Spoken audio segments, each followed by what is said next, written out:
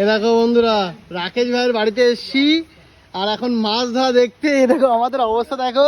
আর এই যে রাকেশ ভাইয়ের ফোন আর আমার ফোন, দুই ফোন নিয়ে এখন রাকেশ ভাই মাছ বেড়েছে তো।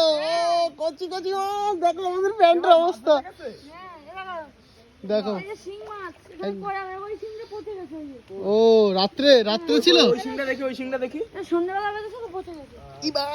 এই ভিজে গেল। ওই তো ওইদিকে তাকাও, কয়টা ধরে দিকে দেশি কই, কিন্তু হাইব্রিড কই না। ওইদিকে এদিকে তাকাও, পুরো দেশি কই। ওইদিকে একদম। একজনের কি দিয়ে খাওয়াবে? কি দিয়ে? এটা তেল কই না ভাজা খাওয়াবে, ভাজা। কই মাছ ভাজা দিয়ে কাঁচা লঙ্কা দিয়ে। রাকেশ ভাই, দাদা মাছ ছাড়া অনেকে কাজ আছে এরকম। রাকেশ ভাই, মাছ কিনে হাড়ি নিয়ে আসছি। এই তো নিচ্ছি, এই যে দেখো হাড়ি দি কি মাছ পেয়ে গেল? প্রথমে কই মাছ, তাই তো? চলো কই দে বউনি। উনি হলো কই দিয়ে। একদম বেঁচে আছে নাকি রাকেশ ভাই মাছটা? সকালবেলা কই ছাড়াইছি, শিং ছাড়াইছি। ও সকালে এক চোট হয়ে এই গেছে, যে দেখাইনি, এই জালটা দেখাইনি বলে মাছটা একটু নরম হয়ে গেছে মাছটা।